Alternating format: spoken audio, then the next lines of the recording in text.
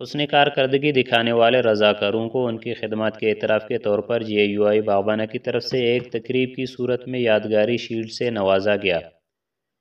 تقریب 26 فروری جمعیت علماء اسلام تحصیل باغبانہ کے امیر مولانا عبدالکریم متوکل کی صدارت میں جیوری توتک ضلع خضدار میں منعقد ہوا۔ اس موقع پر جے یو آئی پاکستان کے مرکزی سرپرست مولانا قمر الدین، جے یو آئی کے رہنما و senator Maulana Faiz Muhammad سیمانی، J you آئی خضدار کے secretary general Maulana Inayat Allah رودینی، J you آئی خضدار کے سرپرست و قبائلی رہنما سردار علی محمد خان قلندرانی، ضلعی سالار مولانا غلام رسول مینگل، میر عبدالحمید نتوانی، میر یوسف علی خان، محمد صابر و دیگر نے تقریب سے خطاب کیا۔